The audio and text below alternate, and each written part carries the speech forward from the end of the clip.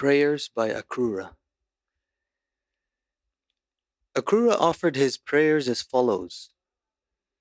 My dear Lord, I offer my respectful obeisances unto you, because you are the supreme cause of all causes and the original inexhaustible personality Narayan.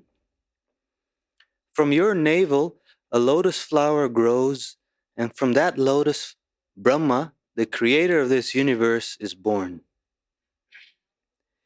Since Brahma is the cause of this universe, you are the cause of all causes. The elements of this cosmic manifestation, earth, water, fire, air, ether, ego, and the total material energy, as well as nature, the marginal energy, the living entities, the mind, the senses, the sense objects, and the demigods who control the affairs of the cosmos, are all produced from your body. You are the supersoul of everything, but no one knows your transcendental form. Everyone within this material world is influenced by the modes of material nature.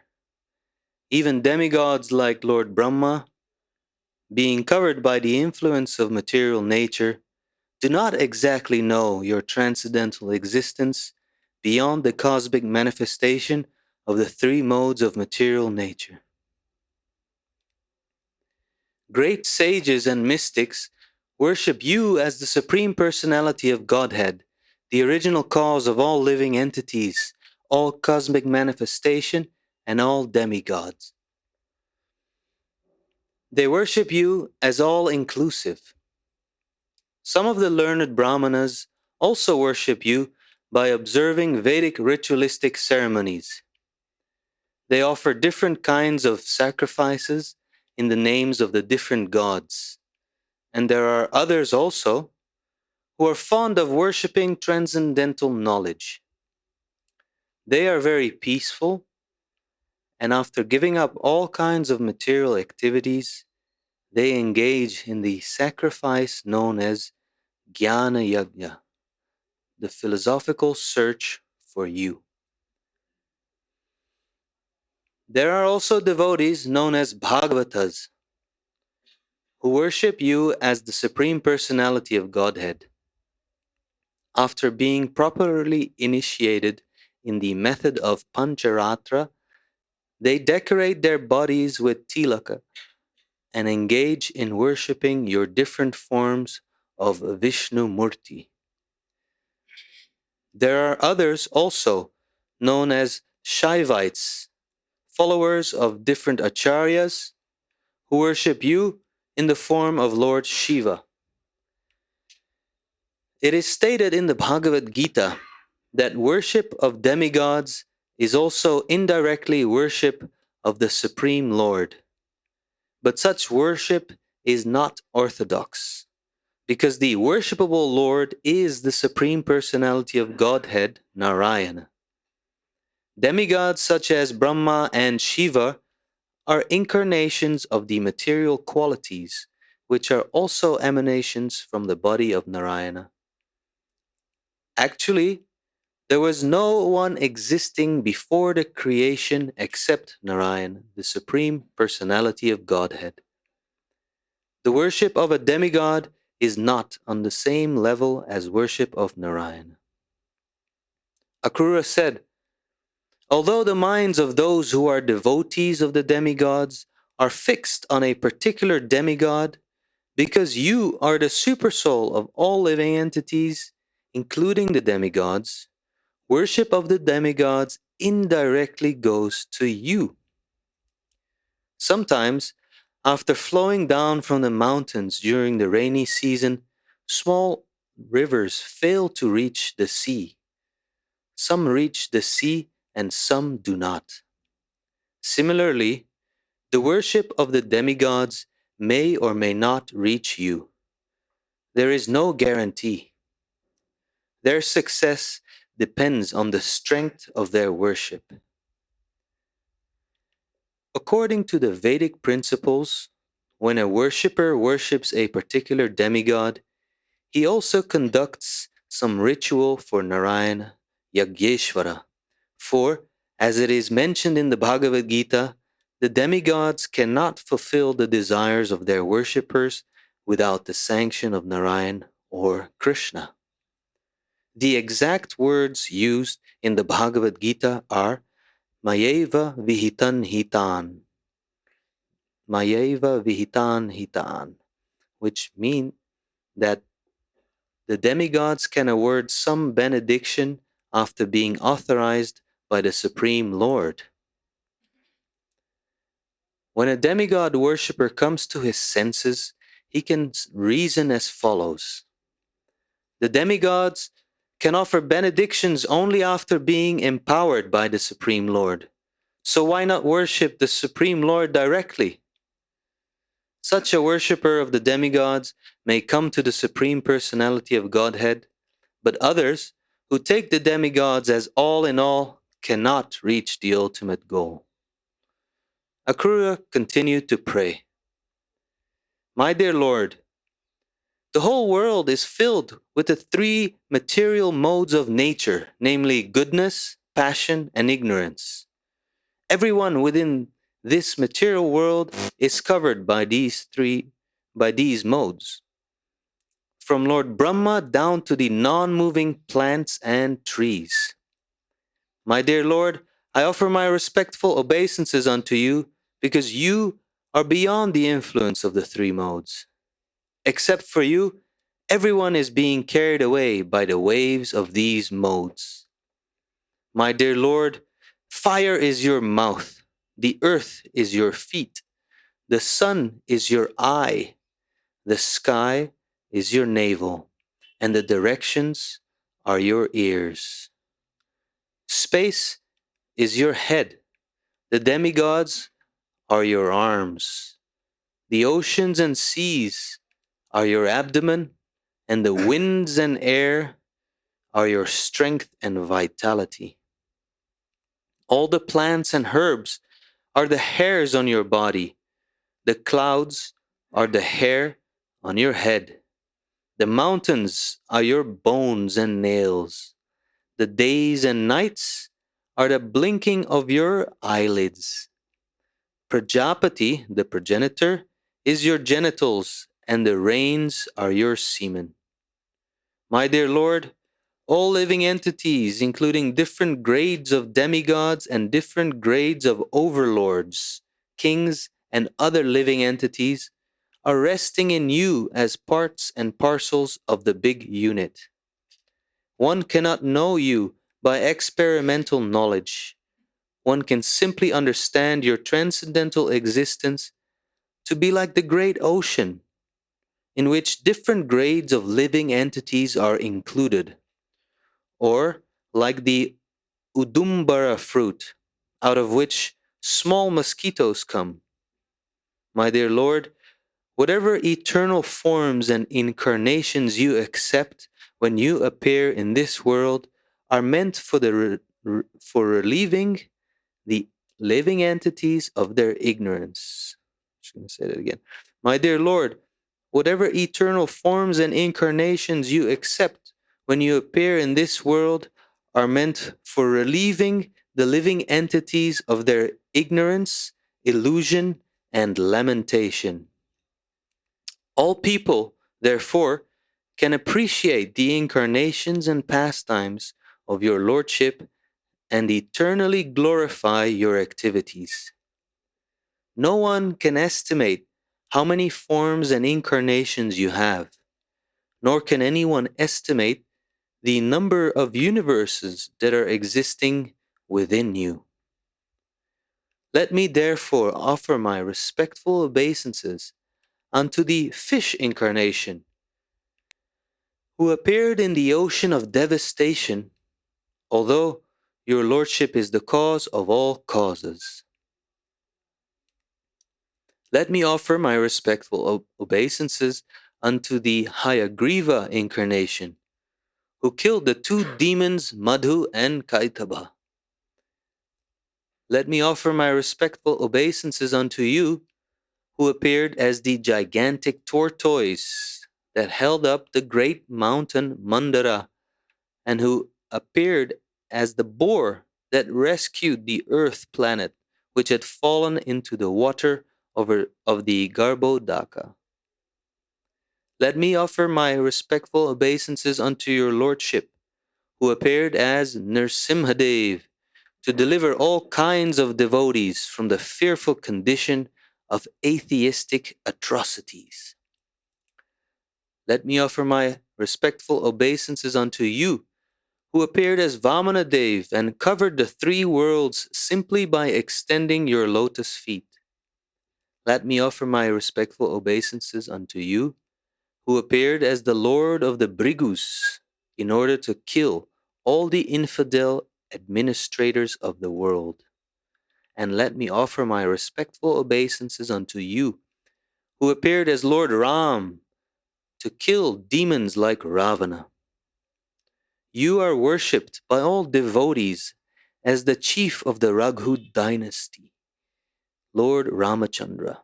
Let me offer my respectful obeisances unto you, who appear as Lord Vasudev, Lord Sankarsana, Lord Pradyumna, and Lord Aniruddha. Let me offer my respectful obeisances unto you, who appear as Lord Buddha, to bewilder the atheistic and demoniac. And let me offer my respectful obeisances unto you, who appear as Kalki, to chastise the so-called royal order degraded to the abominable condition of the mlechas, who are below the jurisdiction of Vedic regulative principles. My dear Lord, everyone within this material world is conditioned by your illusory energy. Under the impression of false identification and false possession, everyone is transmigrating from one body to another on the path of fruitive activities and their reactions. My dear Lord, I am no exception among these conditioned souls. I am falsely thinking myself happy in possessing my home, wife, children, estate, property, and friends. In this way, I am acting as if in a dreamland, because none of these are permanent. I am a fool to be always absorbed in thoughts of such things, accepting them as permanent truths. My dear Lord, due to my false identification, I have accepted as permanent everything which is non-permanent, such as this material body, which is not spiritual and is the source of all kinds of miserable conditions. Being bewildered by such being bewildered by such concepts of life, I am always absorbed in thoughts of duality and have forgotten you, who are the reservoir of all transcendental pleasure. I am bereft of your transcendental association, being just like a foolish creature who leaves a watering hole covered by water-nourished vegetation and goes in search of water in the desert. The conditioned souls want to quench their thirst, but they do not know where to find water. They give up the spot where there is actually a reservoir of water and run into the desert where there is no water. My dear Lord, I am completely incapable of controlling my mind, which is now driven by the unbridled senses and is attracted by fruitive activities and their results. Therefore, my intelligence is very miserly. My dear Lord, your lotus feet cannot be appreciated by any person in the conditioned stage of material existence, but somehow or other I have come near your lotus feet, and I consider this to be your causeless mercy upon me. You can act in any way because you are the supreme controller. I can thus understand that when a person becomes eligible to be delivered from the path of repeated birth and death, it is only by your causeless mercy that he comes nearer to your lotus feet and becomes attached to your devotional service. Akrura fell down before the Lord and said, "My dear Lord, your transcendental eternal form is full of knowledge. Simply by concentrating one's mind upon your form, one can understand in full knowledge everything that be, because you are the original source of all knowledge. You are the supreme powerful, possessing all kinds of energies. You are the supreme Brahman and the supreme person, supreme controller and master of the material energies. I offer my respectful obeisances unto you because you are Vasudeva, the resting place of all creation. You are the all-pervading Supreme Personality of Godhead, and you are also the Supreme Soul residing in everyone's heart and giving direction to act. Now, my Lord, I'm completely surrendered unto you. Please give me your protection." Thus ends the Bhaktivedanta purport of the 40th chapter of Krishna, Prayers by Akrura.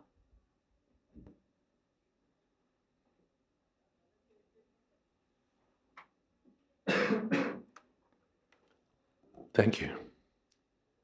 Om Jnana Timidantasya Gyananjana Shalakaya Chakshun Militam Jena Tasmai Shri Gurave Namaha Shri Chaitanya Manobhistam Sthapitam Jena Bhutale Swayam Rupakadamahyam Tadhati Shapadantikam Vandehang Shri Guru Shri Jatapada Kamalang Shri Gurun Vaishnavamscha Shri Rupam Shagrajatam Shahagana Raganatan Vitam Stam Sajivam Sadvaitam Savatutam Parijana Sahitam Krishna Chaitanya Devam Shri Radha Krishna Padan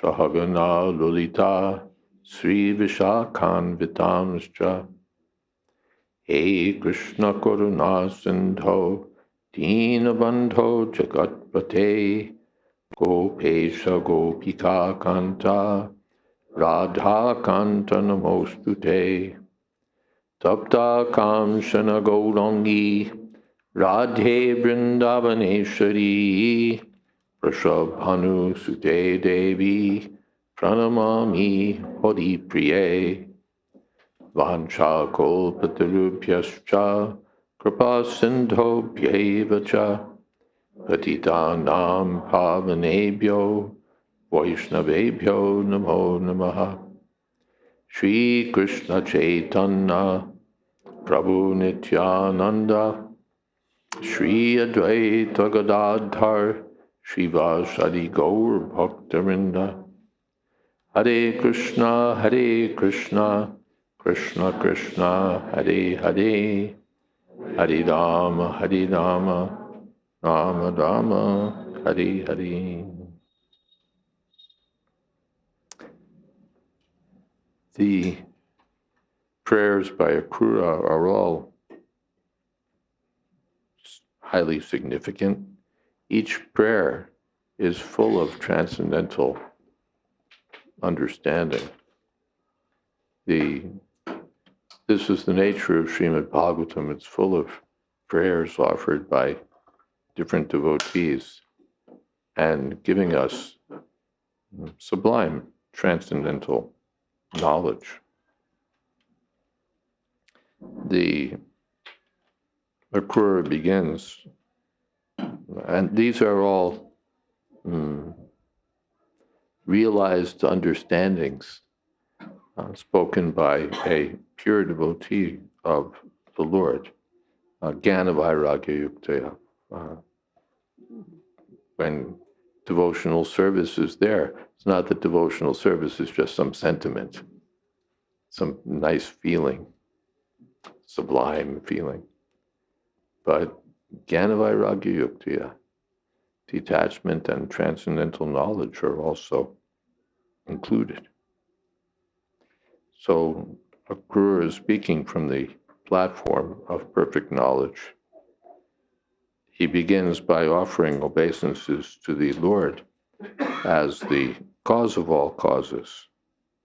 Hetu hetu, akila hetu hetu, the cause of every other cause. He's the cause of Brahma, and Brahma's the cause of everything else. All the elements of creation come from the Lord. Earth, water, fire, air. In Sankhya philosophy, we'll find the mind, the senses, the sense objects, the presiding deities of the senses. 26 elements are to be counted. And they all come from the transcendental body of the Lord.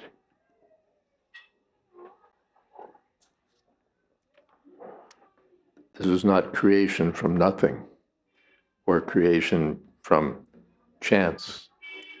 Everything comes from the transcendental form of the personality of Godhead.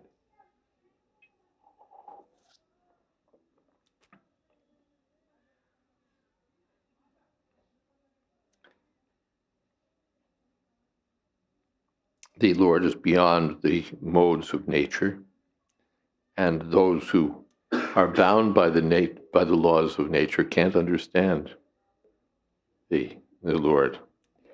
The elements of creation can't know the Lord because they're just dull matter, and those who are bound by dull matter or by the modes of nature can't understand the Lord.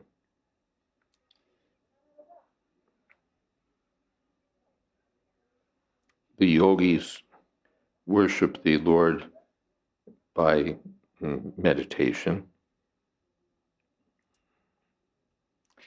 on the form of material elements and the controlling deities and the living entities. Brahmins worship the Lord by chanting Vedic mantras and worshiping demigods. Some persons, tired of fruitive activities, turn to devotional service. Well, first they turn to philosophical investigation, then above that, devotional service. And then the devotees. Some worship Lord Shiva.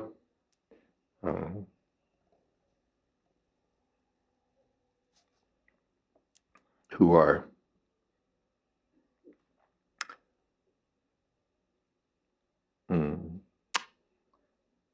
not exactly following properly. Mayava vihitan hitan, but everything is actually coming from Krishna. So indirectly, those who are worshiping the demigods, tepi mam eva kontiya, are worshiping Krishna, but avidhipurvakam, not exactly in the right way.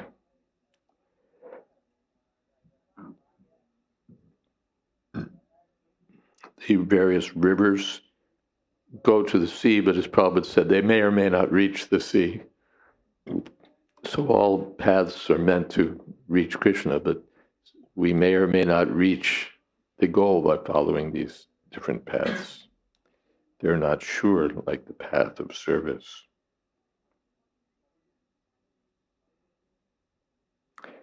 Then the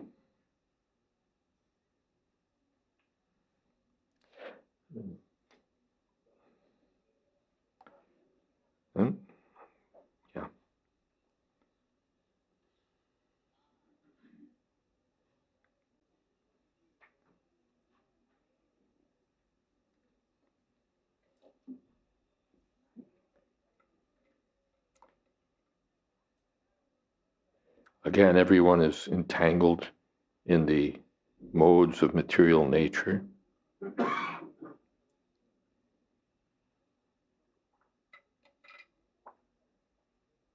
which brings us to identify with the material body in different forms.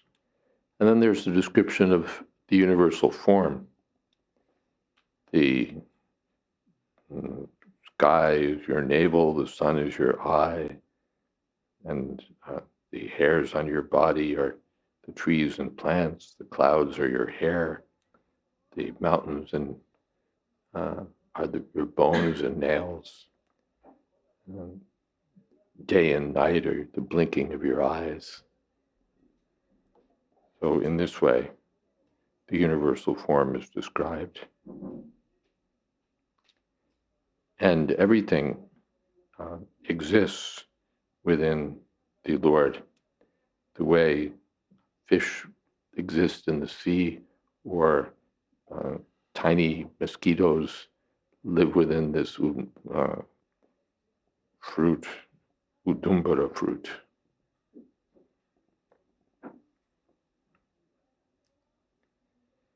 Then you appear in different forms, different incarnations which cleanse the hearts of the devotees who chant the Lord's glories. The Lord appears as Matsya, Kurma, Varaha, Nrsinga, Vamana Dev, Parshuram, Brigupati, Lord Ramchandra, Vasudev, Sankarshan, Pradumna, Aniruddha, Buddha, and finally Kalki. Then he says that all living beings are bewildered. What is that? Tribir Gunamayar Bhavars Ebi Sarvamidam Jagat Mohitam Nabijanati Mame Bhyaparamabhyam. Everyone's bewildered by Maya and thinking in terms of I and mine. And he says, I'm also one of those fools. Akrura doesn't exempt himself. I'm also one of those fools. I'm thinking, this is my body, these are my children, my home, my wife, my money. And in this way, I'm living in a dream of impermanent things, mistaking the temporary for the eternal. And as a foolish animal leaves the place where there's water to go looking for water in the desert, I've turned away from you and I'm trying to enjoy in this dreamland.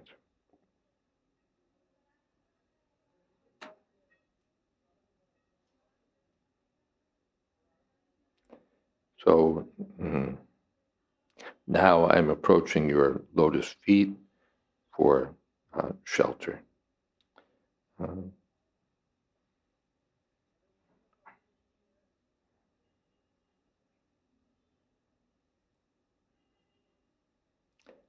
Please protect me.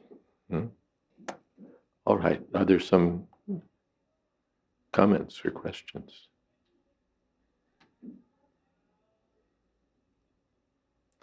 Every one of these prayers could be the subject of a seminar. So much is packed in, so we hear, and it takes us 20 minutes or something to hear the chapter.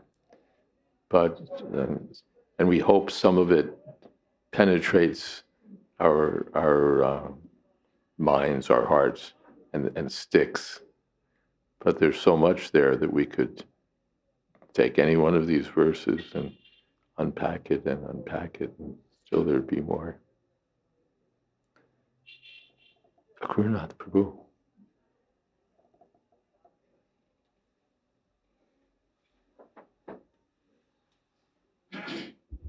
I was thinking how Vandanam is one of the limbs of devotional service, and that the Srimad Bhagavatam is full of all these instructive prayers by different people in different situations. And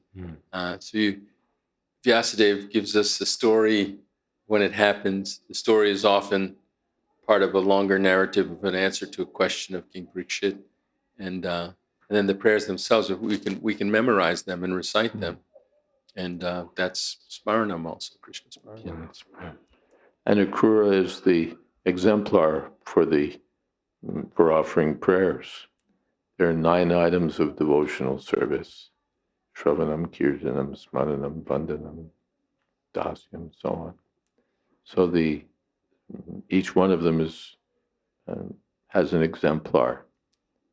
The Parikshit attained perfection by hearing, Shukadev Goswami by speaking, Prahlad Maharaj by remembering, and Akrura by prayers. He's the standard example of perfection through prayer.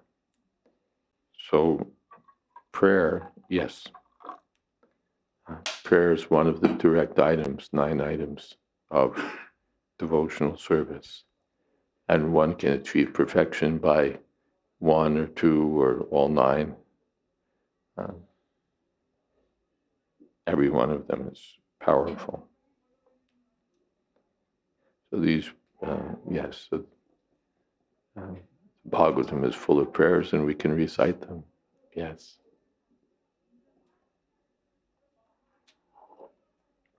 Yes.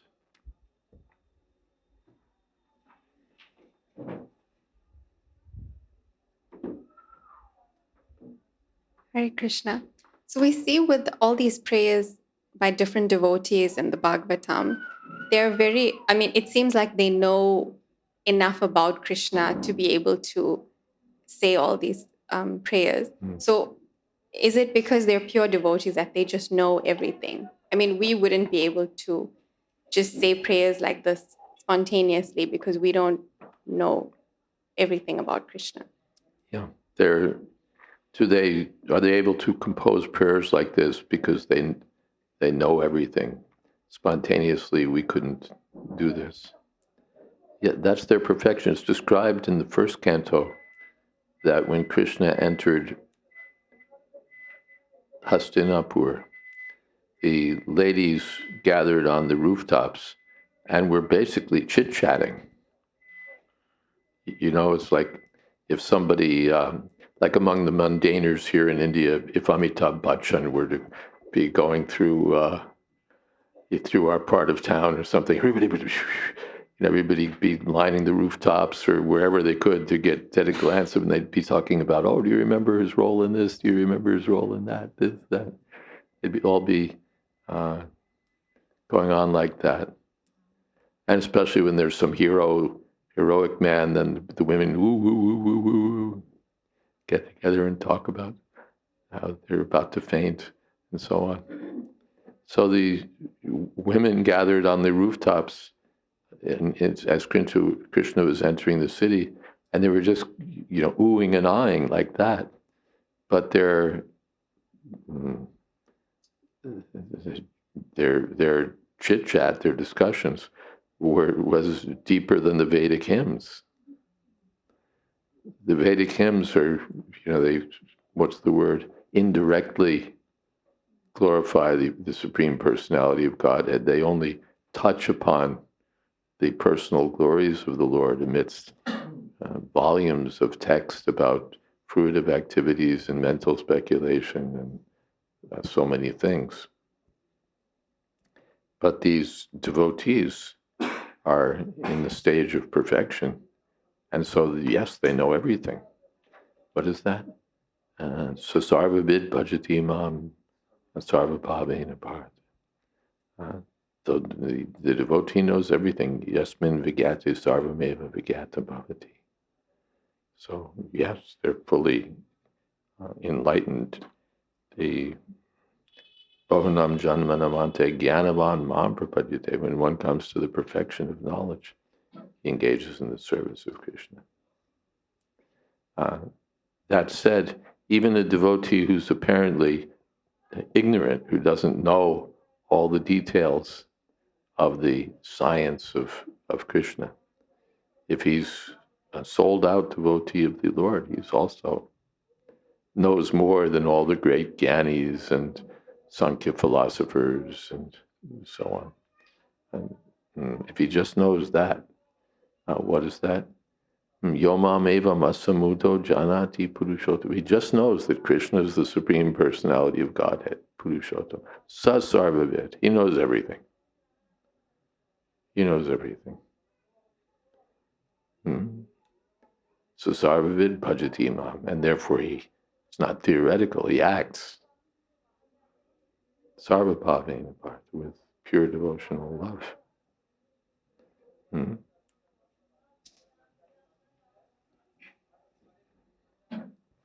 that okay? Something else?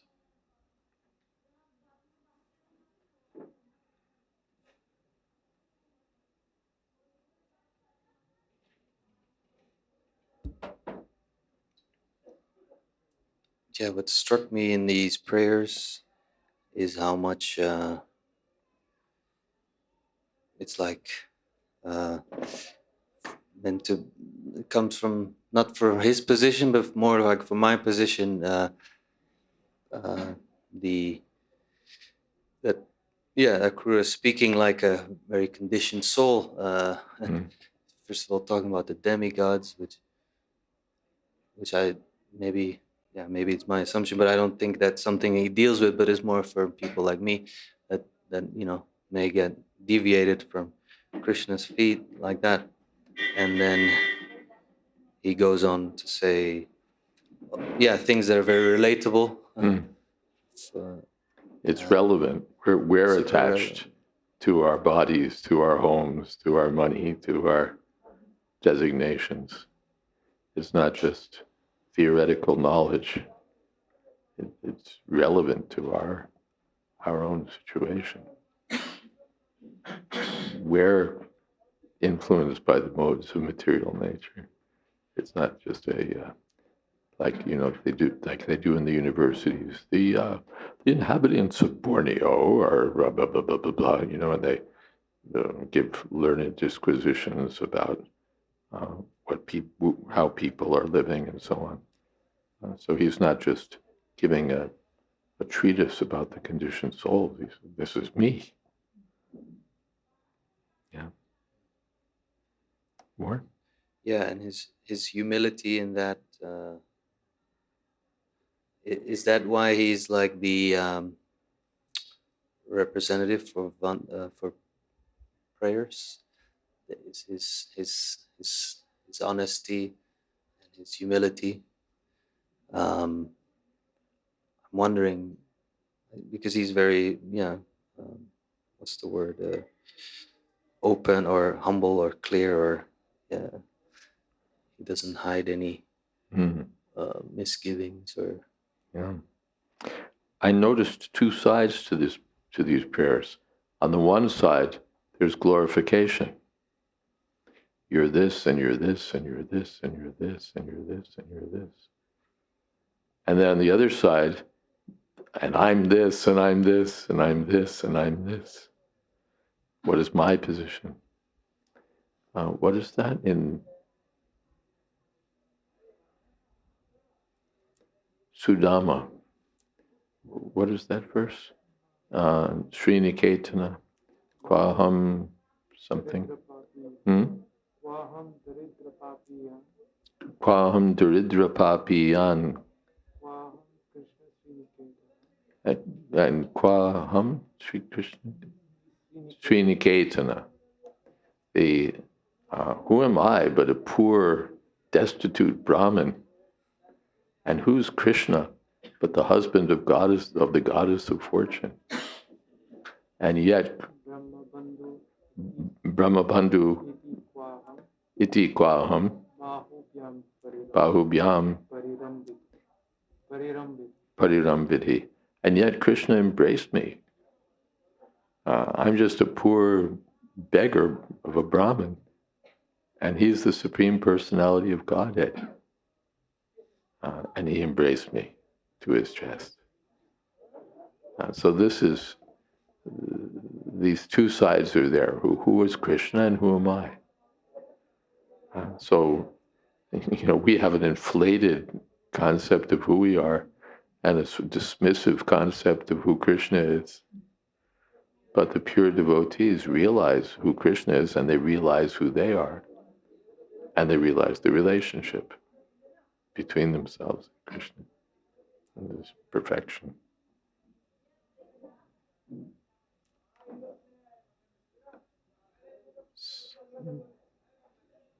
Thank you for that verse. Someone else? Hare Krishna Maharaj. In the Bhagavad-Gita, it's mentioned that Arjuna is a great devotee of Krishna, but he was put in ignorance to play the role so that we can get to understand the instructions of Krishna. So does it mean that all the pastimes that happen in the Srimad Bhagavatam, also these personalities are being put to ignorance to give us some lessons? It is Arjuna in Bhagavad-Gita is a great devotee, but he's put in ignorance for our instruction. So is it like that with all the devotees? No, some of them don't show signs of being in ignorance. Many of them do. But the Lord has other kinds of pastimes also. Ignorance, even sometimes the devotees, just like Yashodamai, sometimes appears not to know that Krishna is the Supreme Personality of Godhead. But that ignorance is not the ignorance of tamagun or the ignorance caused by maya or illusion. That's all transcendental. But yes, when we see that devotees are apparently in ignorance, it's the working of Krishna's spiritual potency for, especially for our benefit. And while I'm thinking of it, there's prayers by Arjuna in the 11th chapter, Bhagavad-Gita. There's a letter from Srila Prabhupada to Satsvarup Maharaj. When Satsvarup Maharaj was editor of BTG, if I recall, he rejected an article as being too high. And Prabhupada approved of his rejecting it. That yes, this is not suitable for BTG. And he enumerated or gave examples of the kinds of articles that devotees should write for the magazine. And that included prayers by Arjuna, prayers by Bhishma Dev. These kinds of topics are suitable. These kinds of topics are suitable, not the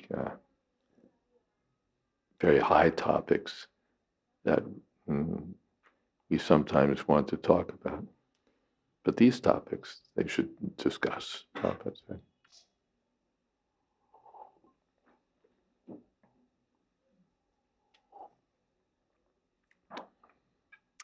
Srila Bhaktisiddhanta Saraswati Thakur went to Radha Kund and spoke from the Upanishads.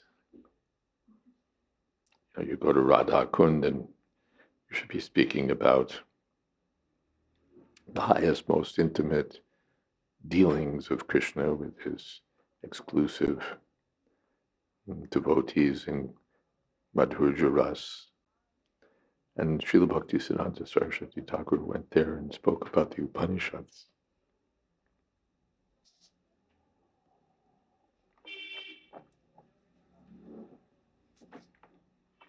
Which is what we call in America, putting it in their eye.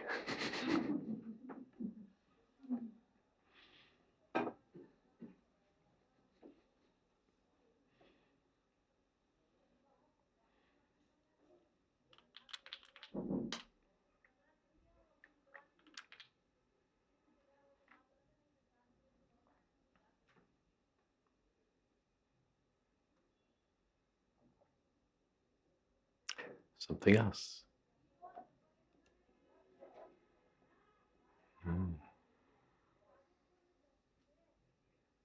Yes.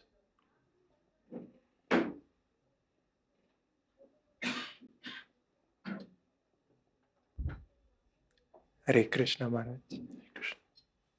Maharaj, there are 9 limbs of devotional service. It is said that one limb is sufficient to perfect one's life. So whether it be Vandanam or Kirtanam, but generally, like in ISKCON, we have 16 rounds and then 4 regulative principles. So is it that the case that one limb is sufficient for the spot, like Raganuga Bhaktas? It's said that one limb is sufficient for perfection in devotional service. But in ISKCON, we have 16 rounds, and we have Mangalarti, and we have all these things. Well, what happened to one limb being sufficient? One limb is sufficient if you're fully absorbed in it. If you're fully absorbed in hearing, you can attain perfection. If you're fully absorbed in chanting or remembering or offering prayers, you can attain perfection. But who among us is fully absorbed in any of these limbs? We're absorbed in Kam, Krodh, Lobh, Mada, Moha, Matsarya. We're absorbed in lust, anger, greed, illusion.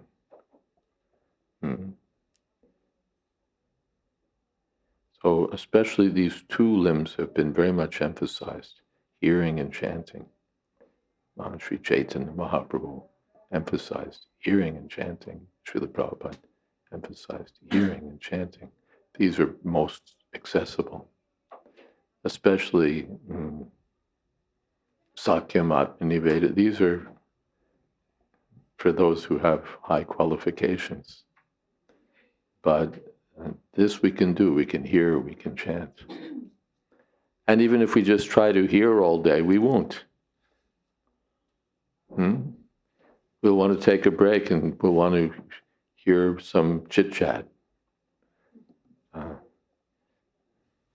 It's not that after 3 or 4 days, Maharaj Parikshit expressed impatience and said, could you just give a little ordinary news?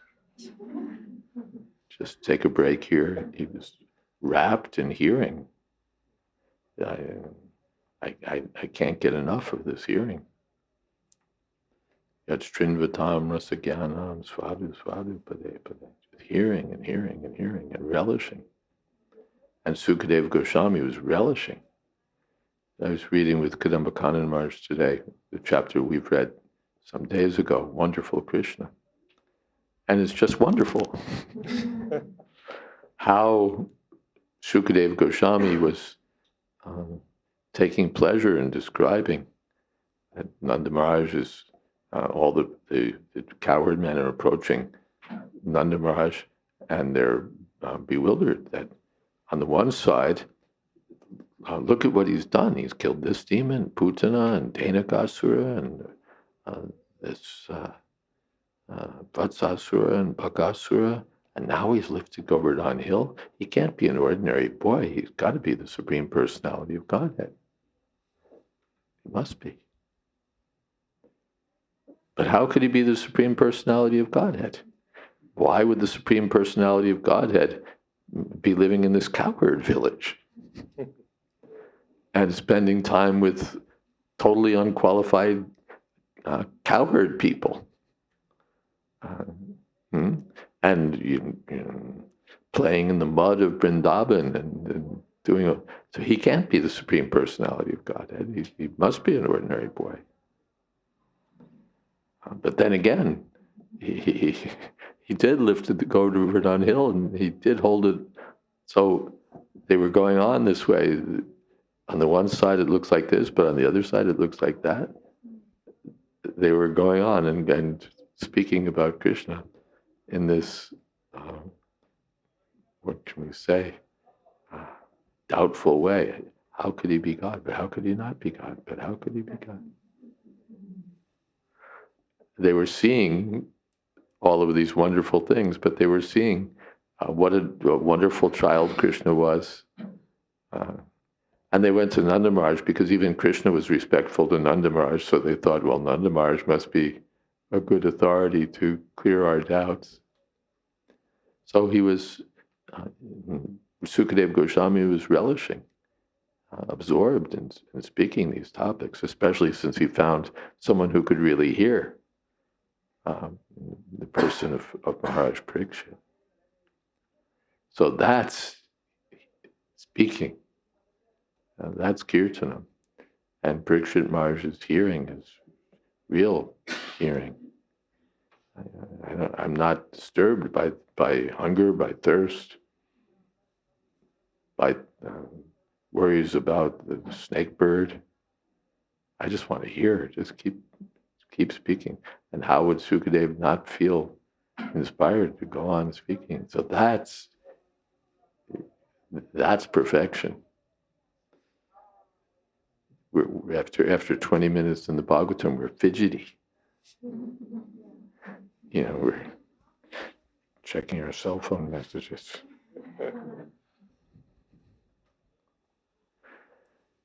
So the Acharyas and Srila Prabhupada have given us the right medicine or the right formula, the right prescription. So again, it's not that we go into the drugstore and say, what's the most powerful medicine you have? But we go with the doctor's prescription. Take this for this, take this for this, take this for this. Something for your lungs and something for your blood pressure and something for this and something for that. Get you back into shape. So the Acharyas have given 16 rounds. Srila Prabhupada has given us 16 rounds and 4 regulative principles and Mangalarti and Bhagavatam class, Sankirtan, deity worship, so many different engagements, and especially with hearing and chanting as the main focus among these 9. Okay? Thank you, Maharaj.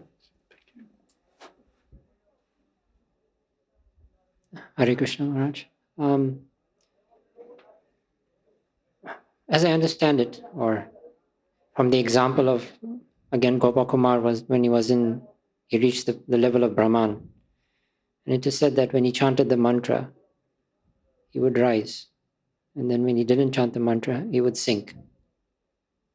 So, Srila Prabhupada says that when we chant Hare Krishna, it immediately takes us to the transcendental platform. Even a dog can chant, even a child.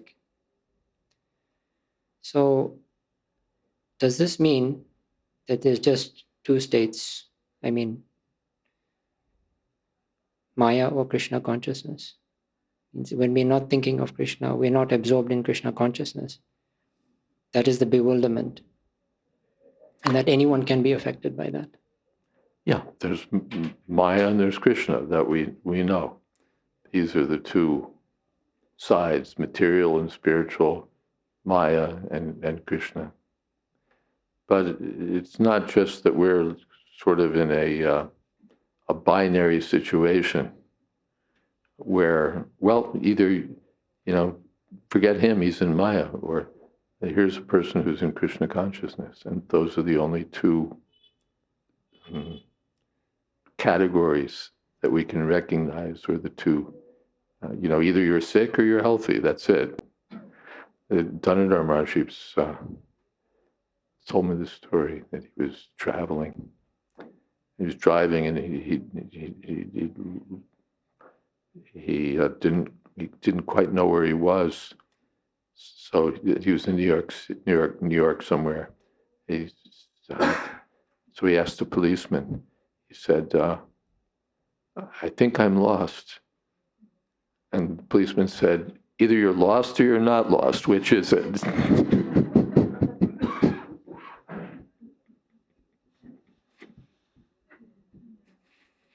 New York policeman, top of the line.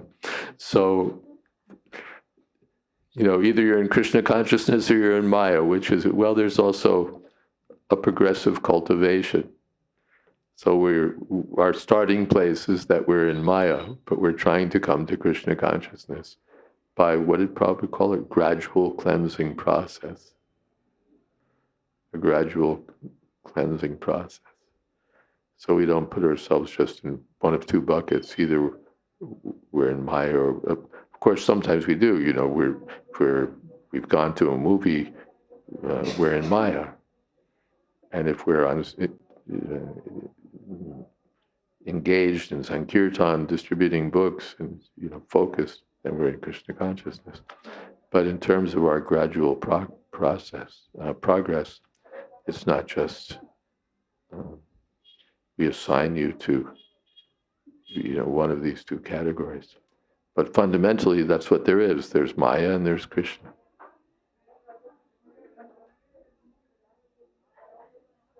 Does that address your?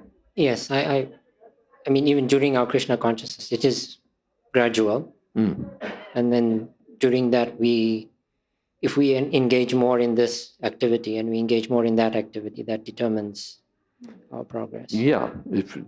Sometimes Prabhupada, often in fact, Prabhupada in the Shastras will put it as binary. There was a fire sacrifice in New Vrindavan,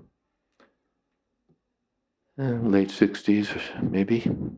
Prabhupada was performing the sacrifice himself, initiation. And he took a stick that he was using to build the fire and put it in the sand and then picked it up and said, "This is very instructive." What is that? There were some moths, dead moths, on the stick. Prabhupada said, "The fire does not rush out at the moths, but the moths, being bewildered by the glare of the fire, rush into the fire." And then he said that on one side there's Krishna, on the other side there's Maya. So you can turn toward Krishna, you can turn toward, just like my palm, now it's in the light, and now it's in the darkness. So it can be understood and deserves to be understood in such simple and absolute terms. There's Maya and there's Krishna, and if you turn toward Maya, Krishna won't be there. If you turn toward Krishna, Maya won't be there. So that's our basic understanding. That's our basic understanding. And we should keep that understanding and not think that as we're sort of coasting along in the middle someplace, really we're in Krishna consciousness, when we're kind of not. That is one of the points I wanted to understand. So there's never a point where we can be satisfied that I have attained something. That's now I can relax. Yeah. Well, why would you want to? If you've really attained something, you don't think, well, now I can relax. You think, give me more. Mm-hmm. Now I've attained Krishna consciousness, I can relax and go have a beer and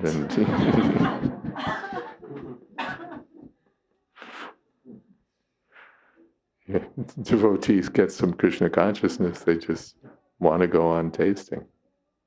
They want to go on serving.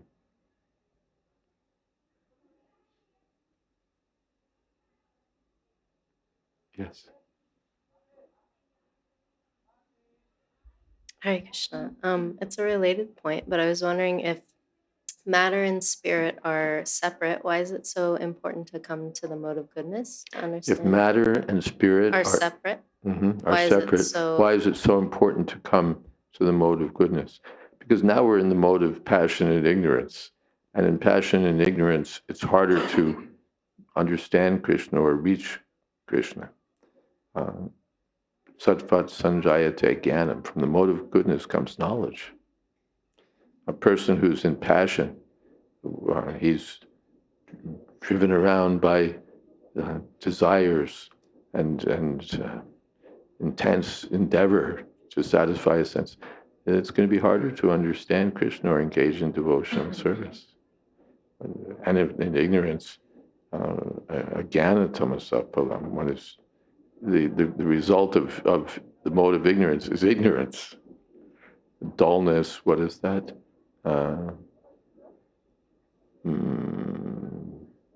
madness, intoxication, sleep. So if we're tending toward madness, intoxication, sleep, how much are we going to understand? How much are we going to make progress? So it's like when you're building a fire. If you try to build a fire on the water, it's going to be hard. If you try it on the land, that's better. But if you get dry leaves, then you can maybe start to build something.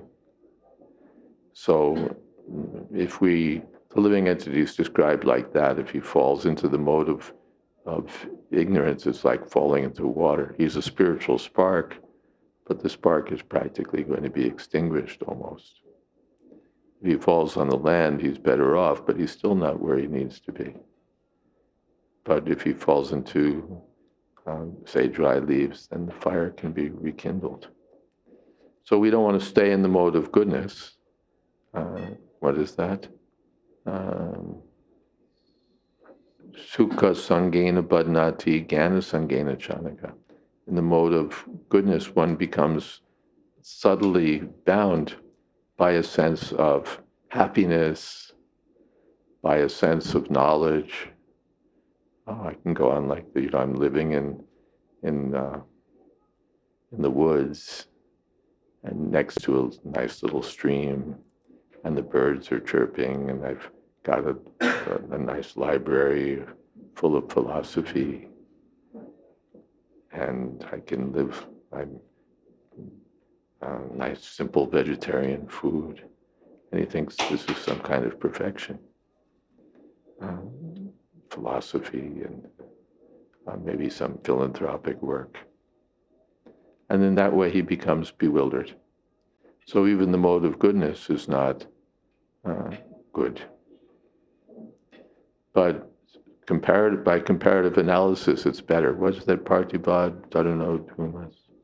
The first.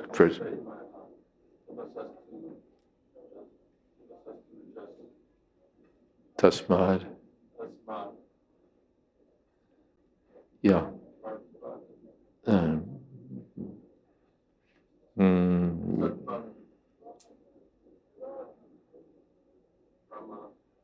Brahmadarshanam, like that. Yeah. The mode of goodness is like firewood. The smoke is one thing, and what is it? The firewood itself is something else, but the flames are what you want. You don't want really the smoke or the wood, you want the fire. So we don't want Shiva or Brahma, we want Vishnu, the personality of Godhead. We don't want ignorance or passion. We want ultimately pure goodness. And what's closest to pure goodness? Well, conditional goodness. We don't want to be in the mode of goodness as our permanent situation, but it's a good jumping off place for cultivation of Krishna consciousness. The mode of goodness is favorable. Therefore, sato vrite. Sato vrite can mean to follow, to engage in following, to association of devotees and following the path of pure devotees. It could also just mean having an occupation in the mode of goodness. Sangha tyagat sato vrite, to have an honest occupation, a good occupation, not working at McDonald's or something like that, but something clean. Sato vrite. Who was that? Kolavecha Sridhar. He's selling banana skin products and some vegetables. Honest occupation, not going to hurt anyone. So the mode of goodness is recommended comparatively. But Krishna says, Nistraigunya Bhavarjana, don't be in any material mode, finally transcend them. Mm-hmm.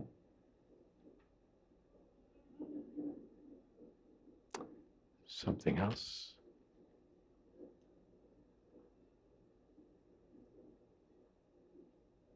Mm-hmm.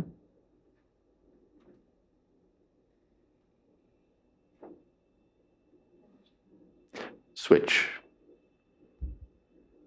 Hare Krishna. You were saying that we have this vision of ourselves. And switch and holding it close and speaking loud. You were saying that we have this inflated view of ourselves. So I was wondering, how do we cultivate humility? We should think that we're servants of Krishna, not just to be I'm so unqualified, I'm so unfit, I'm so fallen, all that. That's good. But ultimately, what are you going to do about it? Just to be humble. Oh, I'm so fallen. I'm so fallen. That's useless. Someone told me a joke about a Jewish woman. She was, like on the street or something, and she's sitting on the porch of a building, and she's saying, "Oi, am I miserable? Oi, oi, oi, am I so miserable? Oi, oh, I'm so suffering so much." And some shopkeeper came and gave her something to eat, and he may put a coat around her shoulders. Oi, was I miserable? Oi, was I...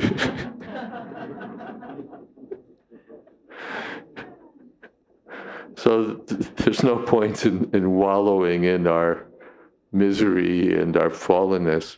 Real humility is kodashe vachanam tava. Arjuna says that now I'll do what you say. Now, it wasn't actually humble when Arjuna was thinking, how can I kill my grandfather? I should be worshiping him, not opposing him. Better to go off and be a beggar. Better to let them kill me, unarmed, unresisting. You'd say, well, really? No, Krishna said, you're asochan and vishochan. You're speaking like a fool. But at the end, kodashe vachanam tava, I'll do what you say. That's real humility. Prabhupada, in his prayer, Ami Tomar Nitya Das, I'm your servant. Ami Tomar Nitya Das, I'm your servant. That's the perfection of humility. Is that okay?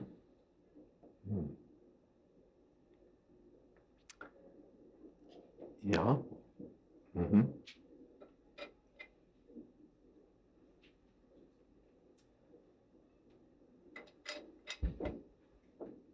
Maharaj, how to relish prayers like the chapter personified prayers by the personified Vedas, just wondering. You came too late. We read them together a couple of weeks ago, prayers and they were really interesting. You have to go a little slow because there's a lot there.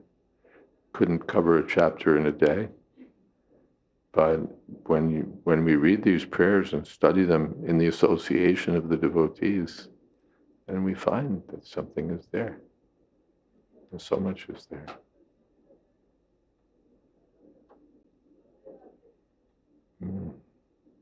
Yeah. Even if we don't understand them, if we just read, hear, something will come through. And then if we discuss them in the association of devotees, and we can pick up explanations from the acharyas who unpack these things for us. In Krishna book, actually, prayers by the personified Vedas isn't such a long chapter in Bhagavatam. But Prabhupada makes a tour de force of it. He gives so much. Krishna book is basically every verse of Srimad Bhagavatam, but sometimes, it's interesting. Summary. I thought summary means you sort of abbreviate, right? You think of a summary like that, I'd leave out the less important parts, and I just give a summary. But summary in the case of Krishna book means Prabhupada gives every verse, but sometimes, he's explaining things. 2 words, 4 words, a paragraph, 2 paragraphs,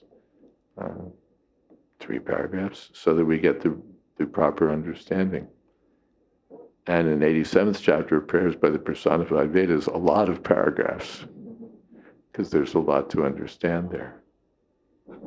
So, if we, and Prabhupada said, even about his books, just read them again and again. And we'll get more understanding.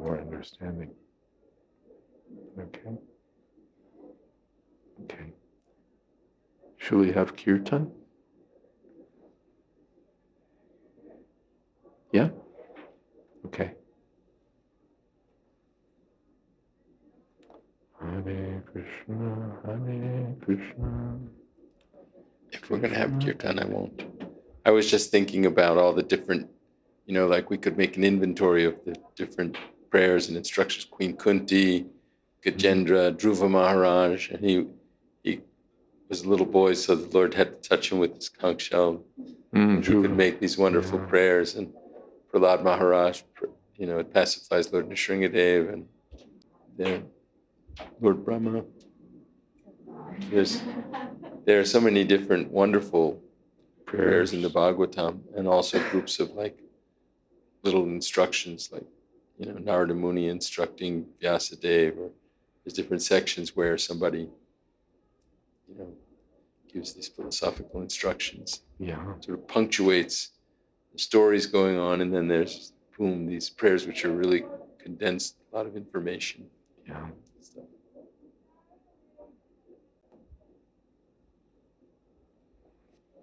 Thank you. When Prabhu was asking about the pure devotees, they know Krishna, so they can say these prayers, but we really can't because we don't know Krishna. But the prayers are teaching us how to know Krishna. So if we're, studying these prayers and also studying the mood of the devotees speaking the prayers, that's the instruction how to know Krishna and also know how to, in perspective, right? Put it in right perspective. Yeah, it's not just an intellectual study or a Sanskrit literature 201, but it's meant for introspection, for application to our own lives. Yeah. Thank you. Are you leaving? We need the microphone going that way. Yes. Hare Krishna, Hare Krishna,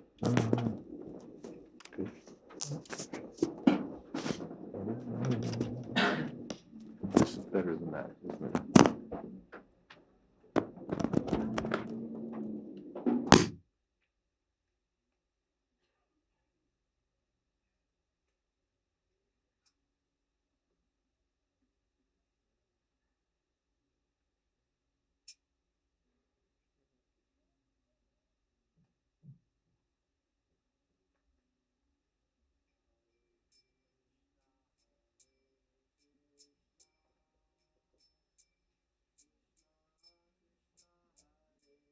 Hare Hare Ram, Hare Rama,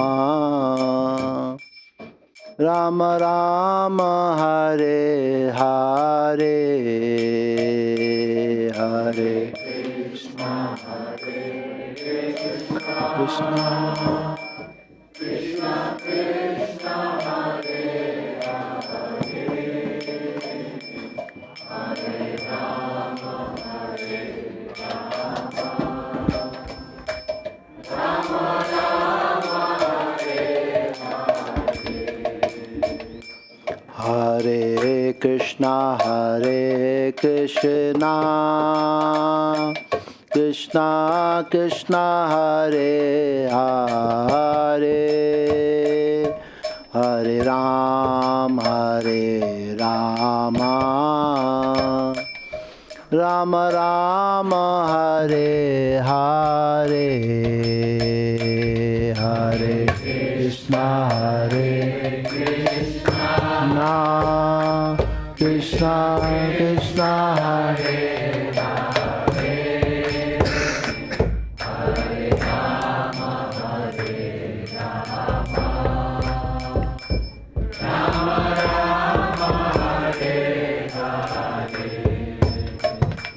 Hare Krishna, Hare Krishna, Krishna Krishna Hare Hare, Hare Rama, Rama Rama Hare Hare, Hare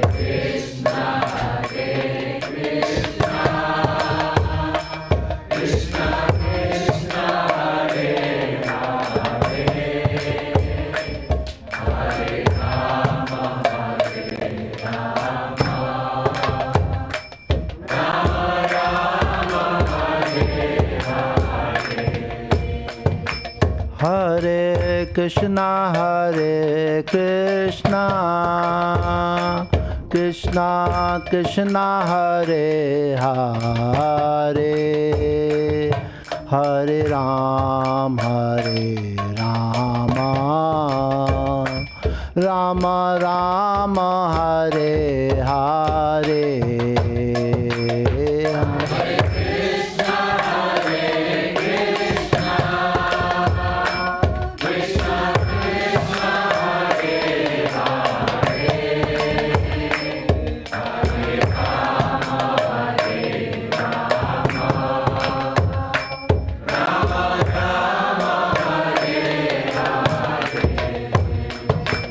Hare Krishna, Hare Krishna,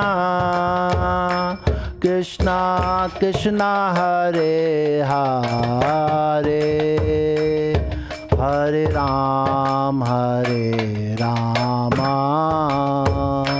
Rama Rama Hare Hare,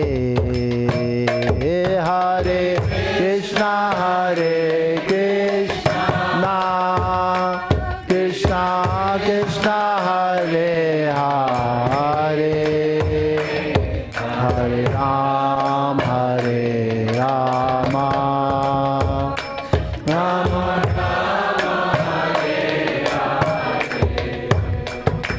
Hare Krishna, Hare Krishna, Krishna Krishna Hare Hare, Hare Rama,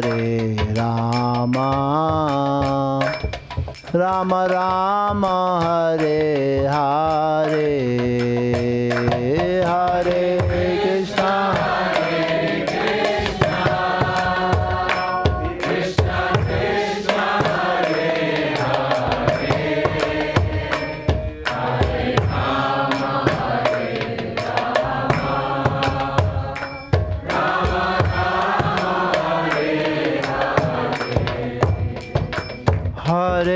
Krishna, Hare Krishna, Hare Krishna, Krishna Krishna Hare Hare, Hare Rama, Rama Rama Hare Hare, Hare Krishna, Hare Krishna, Krishna Krishna Hare Hare, Hare Rama, Rama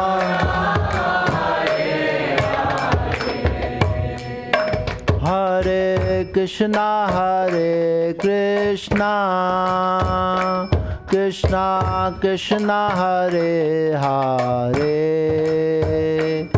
Hare Rama, Rama Rama Hare Hare, Hare Krishna, Hare Krishna,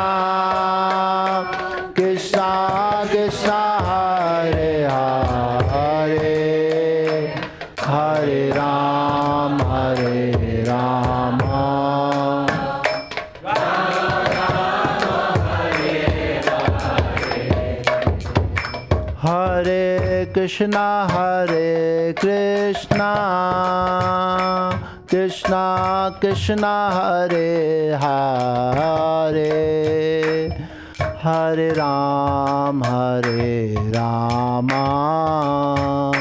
Rama Rama, Hare Hare, Hare Krishna Hare Krishna, Krishna Krishna Hare Hare, Hare Rama,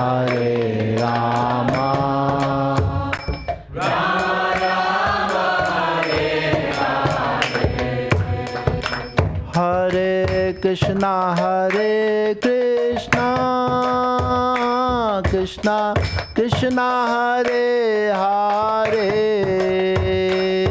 Hare Rama, Rama Rama, Hare Hare, Hare Krishna Hare Krishna, Krishna Krishna Hare Hare, Hare Rama, Rama Rama, Hare Hare, Hare Krishna Hare Krishna, Krishna Krishna Hare Hare, Hare Rama, Rama Rama, Hare Hare, Hare Krishna Hare Krishna, Krishna Krishna Hare Hare, Hare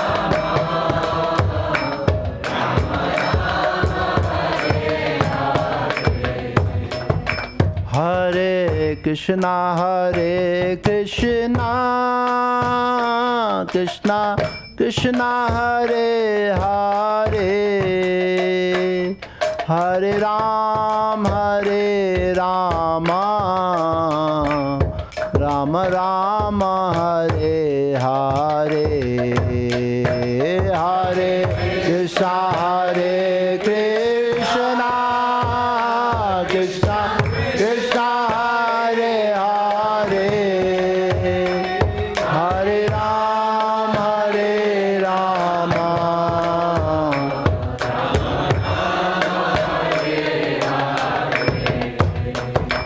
Hare Krishna Hare Krishna, Krishna Krishna Hare Hare, Hare Rama, Rama Rama, Hare Hare, Hare Krishna Hare Krishna, Krishna Krishna Hare Hare, Hare Rama,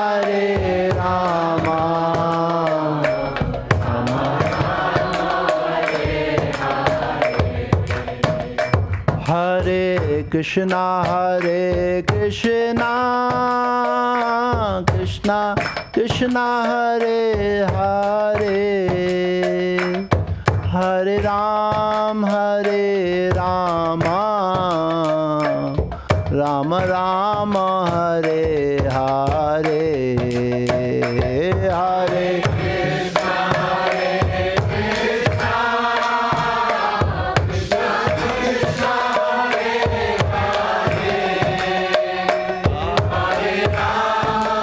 Hare Rama,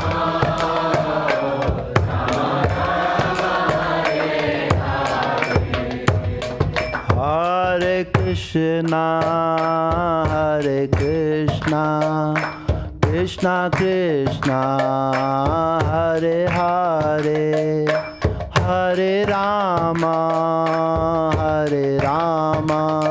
Rama Rama, Hare Hare, Hare Krishna Hare Krishna, Krishna Krishna Hare Hare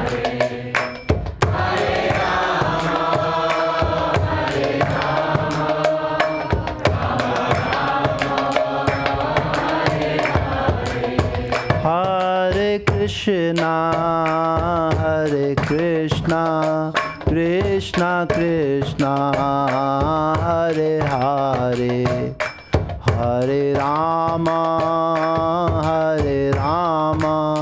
Rama Rama Hare Hare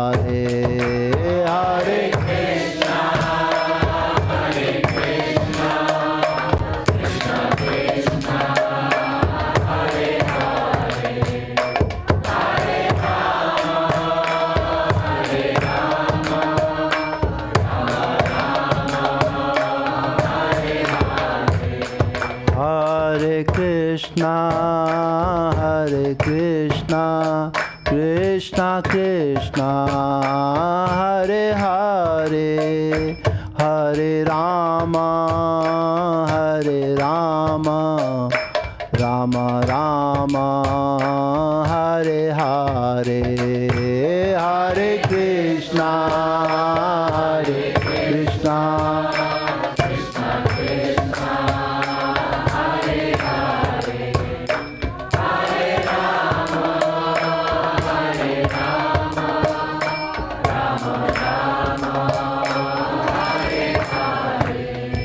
नाम संकीर्तन यज्ञ की जय।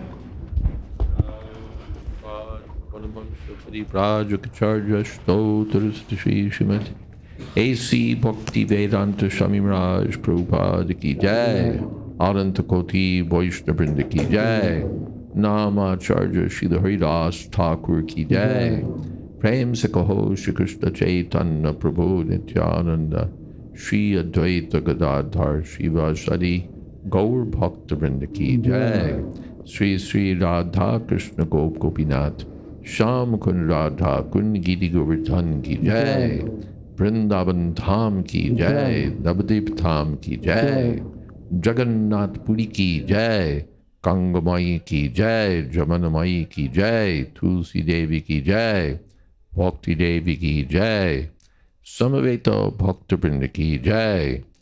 All glories to the assembled devotees. All glories to the assembled devotees. All glories to the assembled devotees. Gaur Premanande.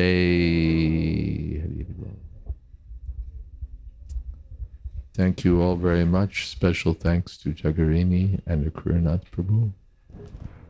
And we have some Mahaprasadam. We also have books for those who have interest. Hare Krishna.